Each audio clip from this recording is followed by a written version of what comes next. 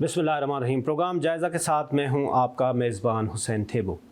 आज के प्रोग्राम में हम जायज़ा लेंगे मुल्क की इस वक्त की जो सियासी सूरत हाल है उसके ऊपर जायज़ा लेंगे। एक तरफ हुकूमत की फॉर्मेशन हो गई है, तकरीबन जो तमाम सूबे हैं उसमें हुकूमत बन गई है, वज़ीर आज़म साहब भी आ गए। इसके साथ साथ अपोजिशन पार्टीज़ का जो इख्तिलाफ़ है, जो उनके मुज़ाहरे हैं, जो उनके धरने हैं, वो इन हाउस और outside the house and roads जारी हैं। सबसे बड़ी पार्टी जो इस वक्त पाकिस्तान तहरीक इंसाफ है, उनका ये कहना है कि हमारा मैंडेट चोरी हुआ है और उनका पंजाब में और सिंध में, सिंध के शहर कराची में धरना जारी है। लेकिन अगर देखा जाए तो पाकिस्तान पीपल्स पार्टी का सबसे बड़ा जो स्टेक है, सबसे बड़ी जो वोट बैंक है, वो सिंध में है। और सिंध के अंदर जो अपोजिशन पार्टीज़ थी उनका एक अलाइंस था जिसका नाम जीडीए था, और जीडीए का क्लेम था कि 2024 के इलेक्शन में पीपल्स पार्टी को टफ़ टाइम देंगे और सिंध में जीडीए हुकूमत के बनाने के पोजीशन में होगी। लेकिन ऐसा क्या हुआ, जो पाकिस्तान पीपल्स पार्टी एटमोस्ट पूरे सिंध में इंक्लूडिंग कराची में पाकिस्तान पीपल्स पार्टी जीत गई और बाकी सारी जमातें हार गई। इसके साथ जीडीए ने एक ज़बरदस्त किस्म का प्रोटेस्ट, एक मैसेज रिकॉर्ड कराया जो कुछ अरसा पहले पीर साहब पगारों की क़यादत में किया, जिसमें तमाम अपोजिशन पार्टीज़ ने शमूलियत इख्तियार की, जिन्होंने कहा कि हमारा मैंडेट चोरी हुआ है। इस वक्त हमारे साथ सरदार रहीम साहब जो जीडीए के इंफॉर्मेशन सेक्रेटरी हैं और फंक्शनल लीग के सीनियर रहनुमा। सर, आपका बहुत बहुत शुक्रिया, आपने हमें टाइम दिया। आपका क्लेम कि आप 2024 के इलेक्शन में टफ़ टाइम देंगे पाकिस्तान पीपल्स पार्टी को, लेकिन ऐसा कुछ नहीं हुआ। और ऐसा क्या होगा कि क्या हुआ, क्या बात है? देखिए, जहाँ तक टफ़ टाइम देने की बात है तो आप इस फैक्ट से, इस बात से अंदाज़ा लगा सकते हैं कि 2018 में भी धांधली हुई थी। ठीक, 2018 में भी हमने डिस्ट्रिक्ट के डिस्ट्रिक्ट अपने दूसरे हलीफ साथियों को दे दिए थे। उसके बावजूद हमें कोई 14.5 लाख वोट पड़े थे सिंध में। 2024 में जी सर, हमने और मज़ीद सीटें अपने दोस्तों को दे दी। JUI को पूरा जैकोबाद, जो है कश्मीर, लाड़काना, शिकारपुर, बहुत सारी सीटें उनको दे दी, PMLN को भी दी। उसके बावजूद हमें 25 लाख से ज़्यादा वोट पड़े। तो हमने टफ़ टाइम देने का तो बंदोबस्त कर लिया था और अवाम ने हमारा साथ भी दिया। ठीक, लेकिन वो झल्लू का हम मुकाबला नहीं कर सके, जो कि फिर 12 बजे के बाद से इलेक्शन के दिन पे हुआ। ये झल्लू किसने फेरा? जी, झल्लू जो हर दफ़ा झल्लू फेरते हैं, जिनकी अथॉरिटी है वही कर सकते हैं ना, मैं और आप तो नहीं कर सकते। इलेक्शन कमीशन, इलेक्शन कमीशन तो बिल्कुल प्राइमरी वो है कल्प्रिट, जो बुनियादी तौर पर इलेक्शन कमीशन के थ्रू ही सारा ये स्कीम रिगिंग का जो है वो बनाया गया। और बाकी जिनको रोकना चाहिए था वो भी नहीं रोक सके या नहीं रोकना चाहते थे। ऐसा क्या था कि पाकिस्तान पीपल्स पार्टी को दोबारा, अगर आपकी बात ही मानी जाए तो इक़्तिदार में दोबारा लाया गया, झल्लू जो फेरा गया, क्या लार्जर इंटरेस्ट आप समझते हैं कि झल्लू फेरने वाले के पाकिस्तान? खुल के बात कर लूँ? प्लीज़ करें ना। आप कब तक नहीं? अल्लाह के फजल से पाकिस्तान इतना एसेट्स से माला माल है। पाकिस्तान के जो वसाइल हैं अल्लाह ने इतने ज़्यादा दिए हैं। आपके पास मिनरल्स हैं, आपके पास गैस है, आपके पास पेट्रोलियम है, आपके पास सोना है, ठीक है। और ये कम तादाद में नहीं, जो बैनुल-अक़वामी सतह पर आप चौथे, पाँचवें, तीसरे नंबर पे आते हैं मादियात पर, टाइटेनियम है। ये कौन लोगों को बेचेगा बाहर, मल्टी नेशनल्स को? ये पाकिस्तान के इंटरेस्ट को कौन कॉम्प्रोमाइज़ करेगा? Peoples party? पीर साहब वगैरह तो नहीं कर सकते। अच्छा, पीर साहब वगैरह तो सूर्य बादशाह के पोते हैं। हम तो जान देने वाले लोग हैं सिंध पर, हम तो वसाइल को नहीं बेच सकते। तो वो लोग जो बेच सकते हैं उन्हीं को लाया गया। अच्छा, तो फिर ये माना जाए कि ये जो वसाइल को बेचने वाले हैं اور وہ جو ان کی ملی بھگت ہے، جن کا نیکسس ہے، وہ پیسا پگارا کو تو پاور میں لائیں گے ہی نہیں، تو پھر عوام کوئی امید نہ رکھے. تو ہم جمہوریت پہ بلیو کرتے ہیں، ایک نہ ایک دن آئے گا انشاءاللہ، عوام کھڑی ہوگی ہمارے ساتھ، اور پاور کسی کی جاگیر تو نہیں ہے. ہم ڈیموکریٹک ایکشن ہمارا ہوگا، ہماری قربانیاں بھی اس میں ہوں گی، اور یقیناً اس ملک جو ہے قائد اعظم کے اصولوں پر ڈیموکریسی جو ہے وہ رائج ہوگی انشاءاللہ تعالی. PMLN کے جو وہاں پہ جیتے ہیں لوگ، وہاں پہ جو PTI کا کلیم ہے وہ 45 اور 47 کا کلیم ہے. وہ کہہ رہے ہیں جی 45 والے ہیں آپ یا 47 والے ہیں. تو یہ جو پاکستان پیپلز پارٹی کے لوگ جیت کے آئے ہیں GDA کے اگینسٹ، یہ 45 والے ہیں یا 47 والے ہیں؟ نہیں، دیکھیں یہ بڑی مختلف طریقے سے دھاندلی ہوئی ہے. اچھا. تو جو سندھ میں دھاندلی ہوئی ہے وہ 45 47 کا کیس نہیں ہے، شہر میں ہوگا، کراچی شہر میں یقیناً 45 47 کا کیس ہے، لیکن اندرون صحن سندھ آپ کو یاد ہے کہ بیلٹ پیپرز کتنے چھپے تھے اس طرح. ڈبل چھپے تھے. ایک غریب ملک، اربوں روپے کا الیکشن ہو رہا ہے، ڈبل بیلٹ پیپر چھاپنے کی ضرورت کیا تھی؟ تو ڈبل بیلٹ پیپر اسی لیے چھاپے کہ ڈپلیکیٹ ان کے پاس ہے، جو ووٹ پڑے ان کو پھینک دیا، دوسرے جو ڈپلیکیٹ ہیں وہ ٹھپے لگا کے اور وہ بھر دیے، ڈبے بھر دیے. تو اب آپ وہ اس پہ انگوٹھے بھی لگے ہوئے ہیں اس ٹب پہ، اس پہ سائن بھی ہوئے ہیں، اس پہ شناختی کارڈ بھی نمبر ہے، وہ جینیون ہے. لیکن جو ووٹ انہوں نے ڈالے جس کا وہ ہے نشان ہے انگوٹھے کا، وہ ووٹ وہ نہیں رہا، وہ ووٹ تبدیل کر دیا گیا. تو اس طریقے سے انہوں نے دھاندلی کی مختلف طریقوں سے، کہیں کہیں وہ پورے ڈبے چینج کر دیے، کہیں جو ہے وہ صرف فارم 45 جو ہے اس میں جعلی بنا کر دے دیا گیا. تو یہ ساری چیزیں آہستہ آہستہ کھل جائیں گی. اچھا، اٹ مینس کہ وہ ایک آرگنائز کرائم تھا، مطلب آپ اس کو چیلنج کر مافیا تو آرگنائز کرائم ہی کرتی ہے نا، تو ہم تو یہ کہتے ہیں کہ مافیا نے جلو جو ابھی کچھ دن پہلے الیکشن کمیشن نے فارم 45 اپلوڈ کیے، پھر تھوڑی دیر بعد ہٹا دیے، اس میں کیٹیگریکلی مسٹیکس تھی. اس میں وہ ہینڈ رائٹنگ کو انہوں نے کہا 2 کو 4 کیا ہوا تھا، 3 کو 8 کیا ہوا تھا. تو آپ کہہ رہے ہیں کہ سندھ میں بالکل بھی ایسا نہیں ہے، سندھ میں آرگنائز کرائم ہے. میں یہ نہیں کہہ رہا، میں یہ کہہ رہا ہوں کہ انہوں نے جہاں جہاں پر یہ دیکھا کہ بھئی یہاں پر بہت زیادہ مضبوط کینڈیڈیٹ ہیں، ٹھیک ہے، اور کوئی طریقہ ہی نہیں ہو سکتا، اتنا ٹائم نہیں ہے، ویجیلنس زیادہ ہے، باہر پولنگ اسٹیشن کے لوگ کھڑے ہوئے ہیں، تو وہاں پر انہوں نے دوسرا طریقہ استعمال کیا. جہاں جہاں یہ کر سکتے تھے وہاں پر ڈپلیکیٹ ووٹس ڈال دیے. اس طریقے سے جہاں بالکل ہی اجلت میں تھے تو انہوں نے اس کو جانے دیا اور فارم 45 بعد میں تبدیل کر کے جعلی بنا دیا. تو مختلف طریقوں سے انہوں نے اس الیکشن کا بیڑا غرق کیا. اچھا، ایک پرسپشن یہ بھی ہے کہ جو سندھ میں ووٹ ہے وہ صرف اس کو ملتا ہے جو ووٹر یہ سمجھتا ہے کہ سائن کل فون کرنا ہے، کہ تپیدار کو فون کرنا ہے کہ میری زمین کے کاغذات ٹھیک کر دو.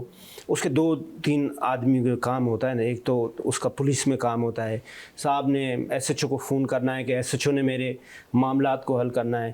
سندھ کے عوام نے یہ سوچ لیا ہے کہ اگر آواز دینی ہے، سندھ کارڈ ایون کھیلنا ہے، جلسہ کرنا ہے، تو وہ ایاز لطیف پلیجو کے پاس ہم چلے جائیں گے، لیکن اس کو ووٹ نہیں دیں گے. Do you agree with me? نہیں، بالکل نہیں. دیکھیں اس دفعہ پہلے ایسے ہوتا ہوگا بالکل، لیکن اس دفعہ کیا ہوا کہ آپ رزلٹس آپ خود ہی اپنے ٹی وی چینل اپنا دیکھ لیں. جب رزلٹ آ رہے تھے تو جو لوگ 11 بجے تک، رات کو 12 بجے تک جیت رہے تھے، وہ دوسرے صبح 40,000 سے جیت رہے تھے، جو وہ صبح جو ہے 30,000 سے ہار گئے. یہ کون سا سندھ کا عوام ہے جو کہ تبیدار کو فون کروانا چاہتا ہے تھا، جو کہ وہ رات کے 12 بجے کے بعد جو ہے اس کا ووٹ تبدیل کیا گیا. تو یہ سارا کا سارا فراڈ ہے. یہ باتیں ہوتی ہیں، یہ پولیٹیکل سمجھیں کہ جب اور کوئی جواز نہیں ہے تو اس طرح کی باتیں کی جاتی ہے کہ جی ہم تو جیتے چلے آ رہے. ان سے آپ پوچھیں نا کہ آپ جیتے کس وقت جیتے؟ 6 بجے جیت رہے تھے، 12 بجے کے بعد جیت رہے تھے، یا دوسرے دن جیت رہے تھے؟ تو یہ انہوں نے ساری مینیپولیشن جو کی ہے وہ رات میں کی ہے.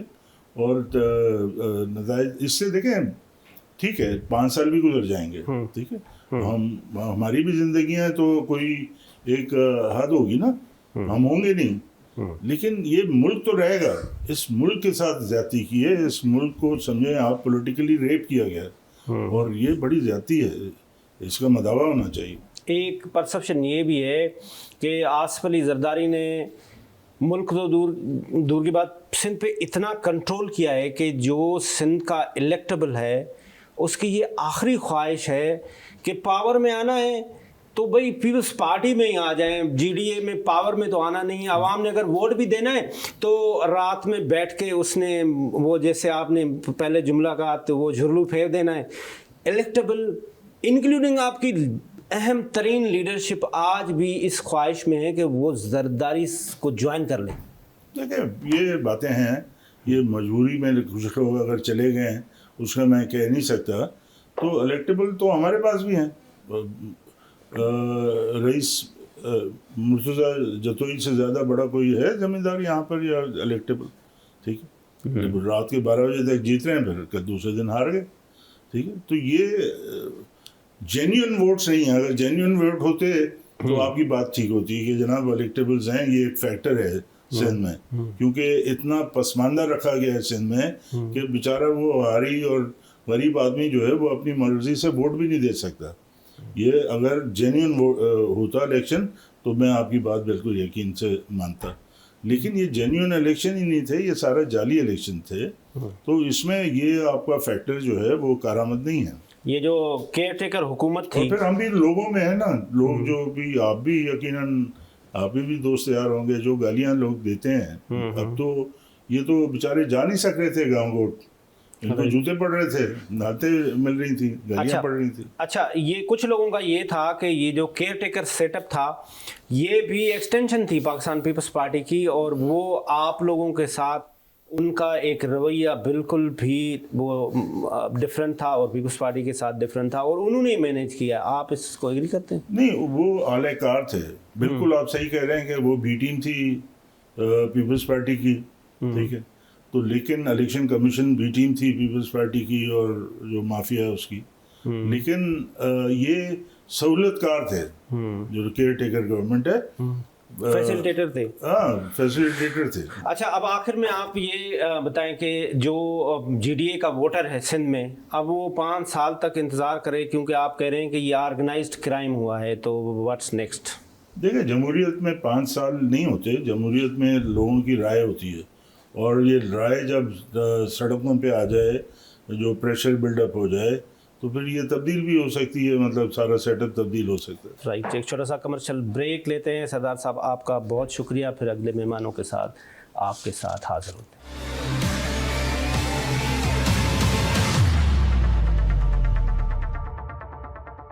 ویلکم بیک ناظرین. بریک سے پہلے ہم پاکستان کی پولیٹکس اور جو حالیہ الیکشن ہوئے اس پہ بات کر رہے تھے, خاص طور پہ جو سندھ میں جی ڈی اے کا کلیم ہے کہ ہمارے ساتھ انتہا درجے کی دھاندلی ہوئی, اس لیے ہم نے general secretary G D A کا اس سے بات کی.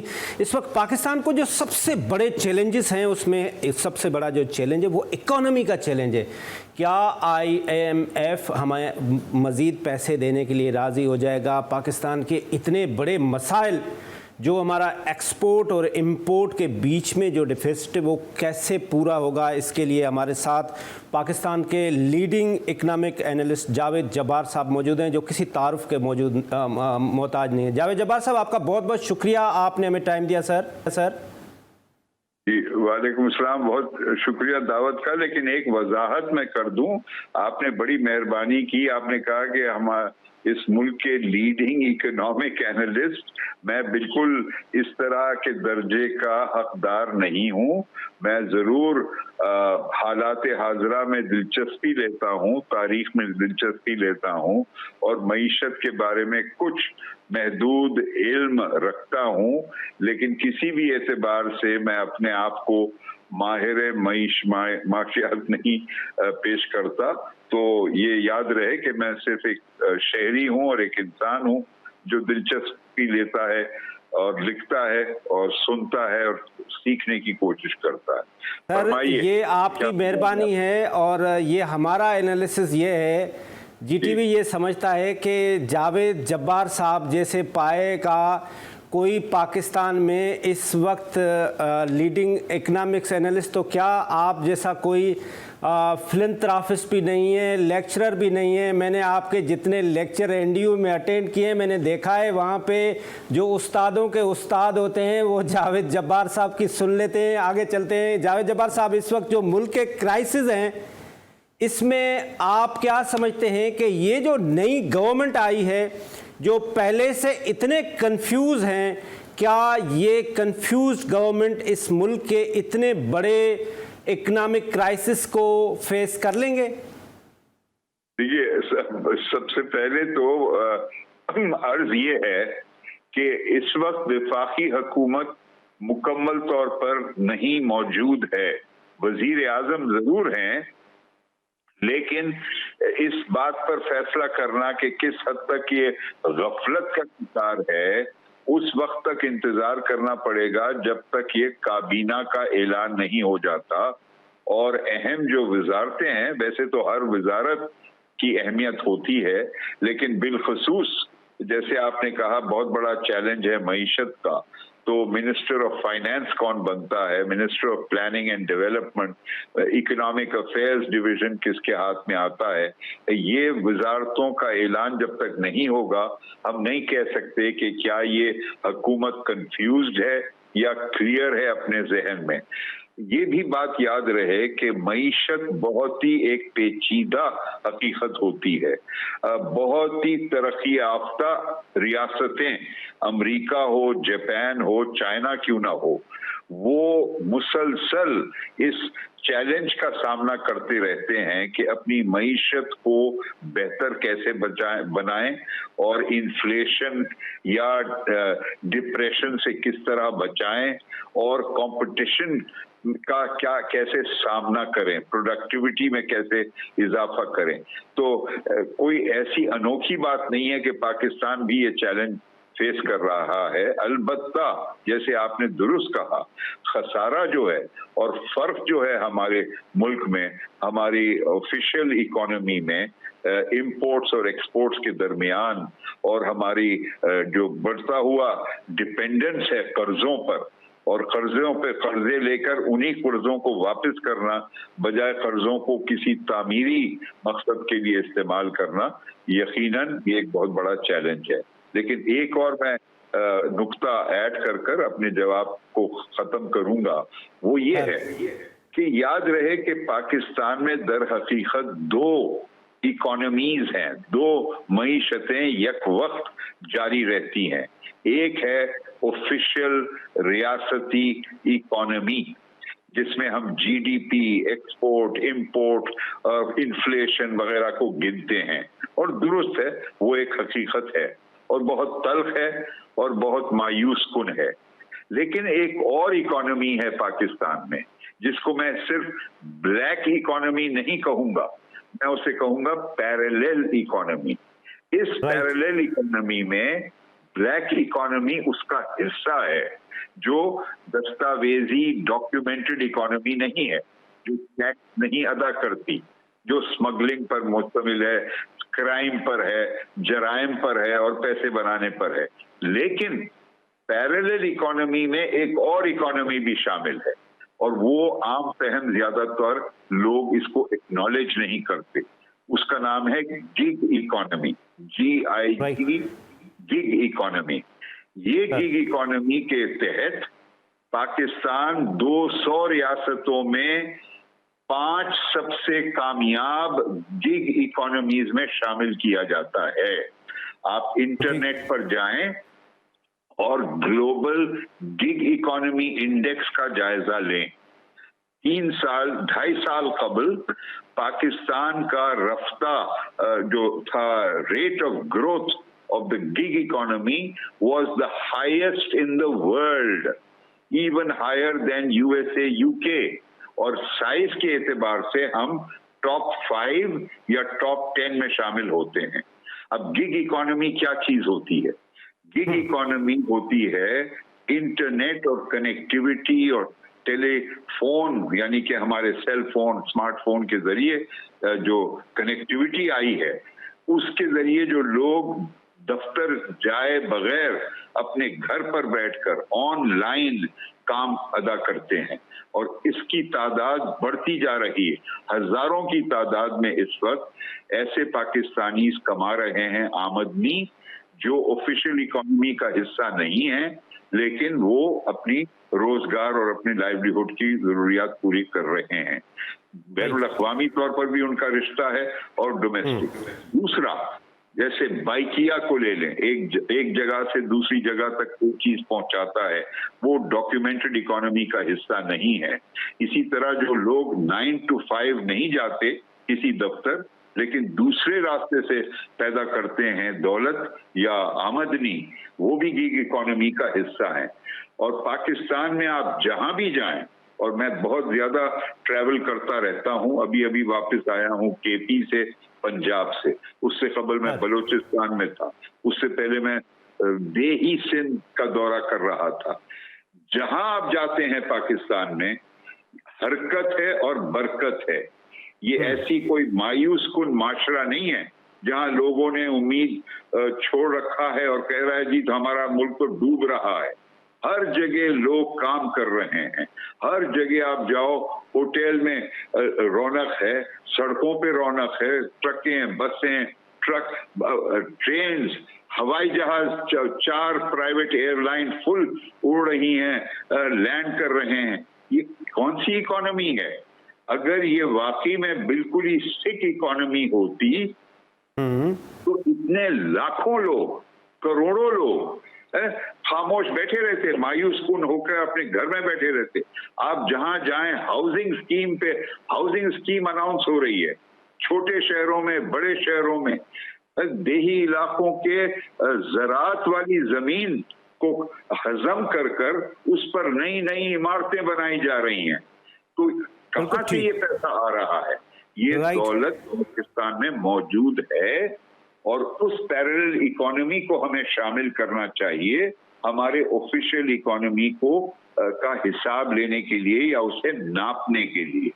بالکل آپ صحیح فرما رہے ہیں سر، لیکن یہ جو ساری آپ نے باتیں بتائی، یہ ایک صاحب ہیں شبر زیدی صاحب، جب وہ ایف بی آر کے چیئرمین نہیں بنے تھے تو یہ ساری باتیں کرتے تھے، اور ان کا خاص طور پہ یہ ہوتا تھا کہ یہ جو سبزی منڈی ہے، یہ جو فروٹ منڈی ہے، یہ جو آڑتی ہے، اس کو ٹیکس نیٹ میں لانا چاہیے۔ اور انہوں نے اٹیمپٹ بھی کیا کہ 40,000 کی پرچیز اور سیل پہ NIC دیں، لیکن انہوں نے کہا کہ میں عمران خان کی قیادت میں یہ سب کچھ کرنا چاہ رہا تھا، لیکن میں ناکام گیا کیونکہ 35 سینیٹر اور 80 MNA آ کے میرے سامنے بیٹھ گئے اور انہوں نے کہا بھائی یہ ختم کریں، آپ یہ نہیں ہو سکتا، ہمیں ووٹ بینک لینا ہے۔ تو سر آپ کی نظر میں اس کا سلوشن کیا ہے؟ سلوشن ہوتا ہے عوام کے ہاتھ میں۔ عوام ہی تو منتخب کرتی ہے اپنے نمائندوں کو۔ وہ ایسے نالائق یا اپنے تنگ نظر قسم کے نمائندوں کو کیوں منتخب کرتی ہے؟ یا اگر کرتی ہے تو وہ چاہتی ہے عوام کہ بھائی اپنی معیشت میں وہ خوشحال رہے، وہ کرتی رہے اپنا کام، ٹیکس ادا نہ کرے۔ اور صرف ٹیکس کے کا نشان کا میجرمنٹ نہیں لینا چاہیے ایک معیشت کے ہیلتھ کے بارے میں، اس کے صحت مند ہونے کے بارے میں۔ اگر کسی شخص نے بھی کیا ہے، میں شبر زیدی صاحب کو جانتا ہوں، وہ بالکل ہو سکتا ہے ان کا جائز موقف ہو اور کیوں وہ کامیاب نہیں ہوئے، لیکن اس کا مطلب یہ نہیں کہ ہم ہاتھ باندھ کر بیٹھ جائیں اور کہیں جی کچھ نہیں ہو سکتا۔ یہ مسلسل کوشش کرتے رہنا پڑے گا۔ یہ چیلنج ہے کہ ٹیکس نیٹ کو کیسے بڑھایا جائے، اور یہ ٹیکس کی صرف بات نہیں ہے، پیداوار کی بھی بات ہے، لیبر پروڈکٹیویٹی جس کو کہتے ہیں، چاہے وہ ہماری ایگریکلچر میں ہو یا انڈسٹری میں ہو یا سروسز میں ہو۔ ان 3 شعبوں میں پاکستان کی پروڈکٹیویٹی بین الاقوامی معیار سے کم ہے، یعنی کہ ہمیں زیادہ پیداوار کی کوشش کرنی چاہیے ہر شعبے میں۔ آپ وجہ فرما رہے۔ میرا آپ سے آخری سوال یہ ہے کہ جس طرح سے آپ نے کہا کہ یہ ساری چیزیں ہمیں امپروو کرنی ہوگی، اس کے ساتھ ساتھ IMF کی ڈیمانڈ ہے ڈو مور وہ ہماری کاسٹ آف ڈوئنگ بزنس اتنا بڑھا رہے ہیں کہ ہم جو ابھی 30 بلین کا ایکسپورٹ کر رہے ہیں وہ ایکسپورٹ ہمارے لیے مینوفیکچرنگ کرنا کاسٹ آف ڈوئنگ اتنا مہنگا ہو جائے گا کہ ہماری انڈسٹری ڈے بائی ڈے بند ہوتی جا رہی ہے. اس کا کیا سلوشن ہے سر؟ ہاں یہ دیکھیے اس کا سلوشن آسان نہیں ہے میرے پاس، اس کا کوئی نسخہ نہیں موجود ہے. کئی عالم ہیں ہمارے ملک میں جو اچھا انداز میں اس کا تجزیہ کرتے ہیں، اس کا جائزہ لیتے ہیں، لیکن صرف یہ کہنا کہ جی یہ cost of business is going up and up and nothing is happening, میں نے جیسے عرض کیا جو ہے اس وقت کاسٹ، اسی میں پروڈکٹیوٹی بڑھانے کی بھی ذمہ داری بنتی ہے. اور ہمیشہ میں یہ شکوہ کروں گا یا آبزرویشن کرتا ہوں کہ ہمارے انڈسٹریل سیکٹر کو اب یہ عادت ہو گئی ہے، اور ہمارے زرعی شعبے میں بھی، کہ ہمیشہ شکوہ شکایت کریں اور ریاست سے یہ ڈیمانڈ پورا کروائیں، یہ ڈیمانڈ پورا کروائیں. ہمیشہ یہ لابینگ ہوتی ہے کہ جی سیکٹر کو آپ یہ رعایت دیں، یہ سبسڈی دیں، یہ فلیکسیبلٹی دیں. اس کی وجہ سے ریاست کا نقصان ہوتا ہے. ان کی بعض لابیز اتنی مؤثر ہیں، چاہے ایگریکلچر میں ہو چاہے انڈسٹری میں ہو، کہ حکومت کو بھی ایک فرم سٹینڈ لینا چاہیے کہ جو ملک کی فائدے میں ہو وہ کام کرے، نہ کہ صرف ایک شعبے کو خوش رکھنے کے خاطر سبسڈیز کو بڑھاتے جائیں یا رکھتے جائیں. تو کئی طریقے ہیں جس کے ذریعے ہم یہ مثلاً اسٹیٹ اونڈ جو انٹرپرائزز ہیں، اسٹیل مل ہو یا PIA ہو یا دیگر اور ادارے ہوں، ان پر جو خرچہ ہوتا ہے، اور جو ریاستیں خود صوبائی حکومتیں ہوں یا وفاقی حکومت کئی غیر ضروری معاملات پر بہت بھاری خرچہ کرتے ہیں. آپ ایک بات سے اندازہ لگا لیں کہ برطانوی حکومت کے آفیشیل کار پول میں 2 ڈزن سے زیادہ گاڑیاں نہیں ہیں. 2 ڈزن. منسٹر کو اگر گاڑی کی ضرورت ہے وہ فون کرتا ہے اور کہتا ہے مجھے گاڑی چاہیے، مجھے فلانی جگہ جانی ہے میٹنگ کے لیے. باقی کے وقت وہ اپنی ٹرانسپورٹ یوز کرتا ہے اور پبلک ٹرانسپورٹ. یہاں پر حال یہ ہے کہ سندھ گورنمنٹ کے پاس 25,000 موٹر کارز اور وہیکلز ہیں.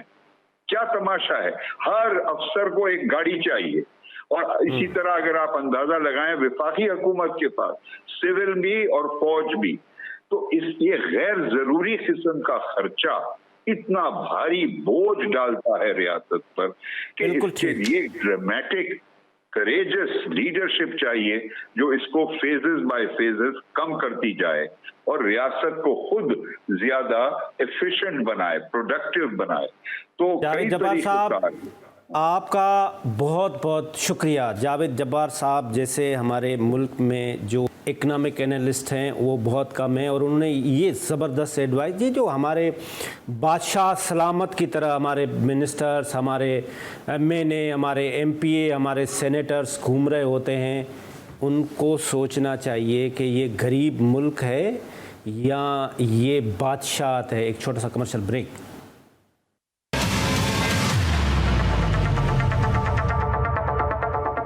ویلکم بیک ناظرین. ہم بریک سے پہلے بات کر رہے تھے جاوید جبار صاحب سے جو ملک کے لیڈنگ اکنامک انالسٹ ہیں. انہوں نے بتایا کہ یہ جو ہمارے خاص طور پہ جو بادشاہ سلامت کی طرح ہمارے پولیٹیشن جب اقتدار ملتا ہے وہ جس طرح سے گاڑیاں استعمال کرتے ہیں، وہ جس طرح سے محلات بناتے ہیں، جس طرح سے وہ اپنے شاہی نوکر چاکر رکھتے ہیں، یہ سب سے بڑا اس ملک کا مسئلہ ہے. اور چھوٹے چھوٹے جو بزنس مین ہیں وہ ٹیکس نہیں دیتے، جس کی وجہ سے یہ ملک اتنی زیادہ کرائسس میں آیا ہے. جب شبر زیدی صاحب آئے اور انہوں نے کہا کہ بھئی چھوٹے چھوٹے لوگ 50,000 والے ٹیکس دیں، اور انہوں نے 40,000 پہ NIC کیا شرط رکھا، تو بزنس مین آئے، پولیٹیشن کم بزنس مین، اور انہوں نے عمران خان کو کہا کہ نہیں بھائی یہ تو نہیں ہو سکتا. اب اس وقت ملک کے کرائسس اتنے سخت ہیں، ہر شعبے کو دیکھیں تو وہاں پہ بہت مسائل ہیں کیا ایسی سچویشن میں پی ایم ایل این نے حکومت لے کے غلطی کی ہے اور پاکستان پیپلز پارٹی نے ون سچویشن میں ہے کہ انہوں نے فیڈرل گورنمنٹ میں حکومت نہیں لی لیکن امپورٹنٹ پوزیشنز پہ وہ آ رہے ہیں؟ زرداری صاحب صدر، اور ہمارے ساتھ موجود ہیں پاکستان مسلم لیگ نون کے سینئر رہنما صاحب سینیٹر جنرل عبدالقیوم صاحب۔ جنرل صاحب آپ کا بہت بہت شکریہ، آپ نے ہمیں ٹائم دیا سر۔ جی بہت مہربانی سر۔ کیا دیکھتے ہیں اس وقت جو ملک کے کرائسس ہیں، کیا پی ایم ایل این کو یہ حکومت اور پرائم منسٹر شہباز شریف صاحب کو لینی چاہیے تھی؟ دیکھیں ایسے حالات میں یہ ایک بہت بڑا چیلنج تو ضرور ہے، جب آپ کے پاس 2/3 میجارٹی تو دور کی بات ہے، سمپل میجارٹی بھی نہ ہو اور کولیشن گورنمنٹ بنا کے آپ کو حکومت چلانا ہو تو یہ چیلنج تو بہت بڑا ہے۔ اور لیکن اس سے سارے اگر پہلو تہی کریں گے کہ تحریک انصاف بنا نہیں سکتی، پیپل پارٹی کو شامل نہیں کرنا چاہتے، پیپل پارٹی نہیں بنا سکتی، تو نون بھی کہے ہم بھی نہیں بنا سکتے، تو کیا ملک دوبارہ پھر الیکشن کا متحمل ہو سکتا تھا؟ قطعی طور پہ نہیں۔ تو ہمیشہ مسلم لیگ نون نے ریاست کے لیے قربانی دی ہے، پہلے پی ڈی ایم حکومت کے لیے بھی کیا ہے، اور ابھی بھی کچھ لوگوں کا ہماری پارٹی میں یہی ویو تھا کہ ہمیں اپوزیشن میں بیٹھنا چاہیے، لیکن پھر جب یہ دیکھا گیا کہ باقی بالکل ممکن ہی نہیں ہے کسی طریقے سے، اور طریقے اگر پیپل پارٹی کا بھی جو اعتماد ہے وہ زیادہ مسلم لیگ نون پہ ہے، تو ہماری تو خواہش تھی کہ وہ شامل بھی ہوں، لیکن انہوں نے کسی مصلحت کے تحت نہیں کیا، but at the same time benefits تو وہ لے رہے ہیں نا، کہ مسلم لیگ نون کی مدد کے بغیر ان کا صدر تو نہیں بن سکتا، نہ ان کا سینٹ کا چیئرمین بن سکتا ہے، نہ گورنرز بن سکتے ہیں، نہ کولیشن گورنمنٹ بن سکتی ہے ادھر بلوچستان کے اندر، تو of course they can't say کہ جی ابھی چونکہ نون چل رہی ہے تو ذمہ داری ساری ان کی ہے۔ یہ ابھی بھی کولیشن کے اندر جتنی جماعتیں ہیں، خواہ وہ وزارتیں لیتی ہیں یا نہیں لیتی ہیں، سارے اکٹھے رسپانسیبل ہوں گے اور ساروں کا دل یہ ہوگا کہ کامیاب ہو، اور پھر ایٹ لیٹر سٹیج کے اوپر یہ پیپل پارٹی والے بھی آئی ایم شور کہ حکومت کے اندر شامل ہو جائیں گے، چونکہ ہمیں مل کے مسلم مسئلے کو آگے کرنا ہے۔ ان کے پاس بھی بڑے منجے ہوئے سیاستدان ہیں، تجربہ کار لوگ ہیں جنہوں نے پہلے منسٹریاں چلائی ہوئی ہیں، اور پھر صرف منسٹری نہیں منسٹر چلاتا، وہ کیبنٹ میں آ کے بھی ویژن کے اندر اور اپنی برین سٹارمنگ میں اپنی کنٹریبیوشن کرتا ہے، تو میرا خیال میں یہ انشاءاللہ ایسے ہوگا۔ بٹ شہباز شریف صاحب ایک بڑے کونا مشق، ایک بڑے گو گیٹر جس کو کہتے ہیں، ڈائنامک، ایک انتھک قسم کا انسان ہے، اور انہوں نے ثابت کیے ہوئے، وہ کوئی نئے نہیں ہیں کہ آج وہ آگے ہیں تو ان کو ہم نے بٹھا دیے تو کیا کریں گے، ان کو کسی قسم کی گائیڈنس کی ضرورت نہیں ہے، وہ ایک اچھی ٹیم چنیں گے، انہوں نے صوبوں کے ساتھ کوشش کرنی ہے کہ تعاون رکھا جائے، اور امید ہے ہمارا ایک صوبے میں تو ہماری اپنی حکومت ہے، پیپل پارٹی والے بھی اپنا تعاون کریں گے، بلوچستان میں بھی وہ ہے ہماری حکومت، اور خیبر پختونخوا میں یہ گنڈا پور کو بنایا ہے، یہ اس کے اوپر لوگوں کے تحفظات ضرور ہیں کیونکہ ان کے اوپر بہت سے مقدمات ہیں، اور دوسرا ان کا ایک ایٹیچیوڈ بھی جارانہ رہا ہے، اور اگر ملک کو آگے لے کے جانا ہے تو ایک ایسا امپارٹنٹ صوبہ جو دہشت گردی کی نشانی کے اوپر بھی ہے، اور ایک ایسے بارڈر کے ساتھ ہے جہاں سے وہاں ہنود و یہود کے اٹیکس بھی ہیں، انڈیا کا بھی ہے، تو وہاں ہم ایک باغی قسم کا ارینجمنٹ تو کبھی بھی نہیں، تو آئی ایم شیور کہ ان کو کوئی وزڈم آئے گی اور وہ مل کے بیٹھ کے ورکنگ ریلیشن شپ رکھیں۔ ابھی بھی اس نے پہلا بلنڈر یہ کیا کہ پرائم منسٹر گئے ہیں تو وہ نہ آئے ہیں، نہ ریسیو کیا ہے، نہ میٹنگ میں بیٹھے ہیں، تو آپ کا ورکنگ ریلیشن تو ہونا ہے نا، باغی تو نہیں ہو سکتے۔ دیکھیں جنرل صاحب، بات یہ نا کہ پی ٹی آئی نے تو کلیئر کٹ یہ میسج دیا ہے کہ ہم نے لڑنا ہے، جنگ کرنی ہے۔ گنڈا پور جس طرح سے آپ نے خود فرمایا کہ گنڈا پور صاحب کو انہوں نے سی ایم بنا کے یہ کلیئر میسج دیا ہے کہ مطلب ایگریسو موڈ میں آنا ہے، ڈیفینسو نہیں کرنا ہے۔ اس کے ساتھ ساتھ مریم نواز صاحبہ نے بھی کہا ہے کہ ہم اپوزیشن کے ساتھ پورا تعاون کریں گے، لیکن اگر روڈ پہ آئیں گے تو میں ان کو برداشت نہیں کروں گی، میں ان کے ساتھ ہارڈ ہینڈ کے ساتھ ٹریٹ کروں گی۔ تو یہ تو پھر تصادم والی بات ہوگی، تو ملک کس طرح سے چلے گا؟ دیکھیں آف کورس حدود و قیود کے اندر پروٹیسٹ کرنے کا ہر پارٹی کا اپنا ایک آئینی حق ہے، اور مریم نواز نے یہ بالکل نہیں کہا کہ وہ جو لوگ پرامن رہیں گے ان کو وہ پکڑیں گی یا وہ کریں گی، کوئی بھی نہیں کرے گا، لیکن آپ اپنی پروٹیسٹ جاری رکھیں، آپ جو بھی کریں، لیکن آپ جب قانون کو ہاتھ میں لیں گے تو خواہ وہ خیبر پختونخوا ہو یا وہ پنجاب کا صوبہ ہو یا سندھ ہو یا بلوچستان ہو یا کیپٹل کا ایریا ہو، تو آبویسلی اس کی اجازت تو نہیں دینی چاہیے نا کسی طرح سے بھی، پھر تو ملک کے اندر کسی قسم کا قانون رہتا ہی نہیں ہے۔ تو یہ ذمہ دار لوگ ہیں، آئی ایم شیور یہ سمجھیں گے، اور اگر تحریک انصاف نے وہ جارانہ اپنی سیاست جو ماضی میں کی ہے، جو ان کو کہاں عروج سے کس گہرائی تک لے کے چلی گئی ہے کہ ان کی حکومت تھی، حکومت سے اتحادی چھوڑ گئے، اس کے بعد یہ انہوں نے پروٹیسٹ کیا، پھر اٹیک کیا اسلام آباد پہ، پھر یہ پکڑے گئے، پھر اس سے پہلے انہوں نے اٹیک اپنی ملٹری انسٹالیشن پہ کیا، اور اگر ابھی بھی سمجھیے، لیکن میں آپ کو ایک بات بتاؤں کہ ابھی جو عمران خان صاحب کا بیان آیا ہے وہ حوصلہ افزا ہے۔ انہوں نے کہا کور کمانڈر کانفرنس میں جو فیصلے ہوئے ہیں ہم اس سے متفق ہیں، 9 مئی میں جو انوالو ہیں ان کو پنشمنٹ ملنی چاہیے، اور ہمارا جو گلہ ہے وہ پولیٹیکل پارٹیوں سے ہے یا وٹ ایور یا ڈپارٹمنٹ سے ہے، تو وہ اپنے طور پہ اس کے لیے پروسیجر موجود ہے، اپیلیں کریں، اپیلیٹ ٹریبیونلز میں جائیں، کورٹوں میں جائیں، اور وہ بالکل ٹھیک ہے۔ جنرل صاحب آپ کا بہت بہت شکریہ، آپ نے ہمیں ٹائم دیا۔ اس کے ساتھ آج کا پروگرام ختم ہوا، اسی ہوپ کے امید کے ساتھ کہ یہ جتنی بھی پولیٹیشین ہمارے گورنمنٹ میں آئے ہیں، یہ ان کے لارجر انٹرسٹ میں ٹارگٹ میں صرف ایک لفظ ہو، وہ پاکستان ہو، اور وہ جو 9 مئی کے انسیڈنٹ میں انوالو ان کے لیے سخت سزا ہونی چاہیے۔ اور جس طرح سے جنرل عبدالکریم صاحب نے بھی کہا کہ عمران خان نے بھی یہ کہا ہے کہ جو کور کمانڈر کانفرنس میں بات ہوئی ہے اس پہ عمل ہونا چاہیے، تو ہم سب یہ امید کرتے ہیں کہ جو نئی لیڈرشپ آئے اس کے ذہن میں صرف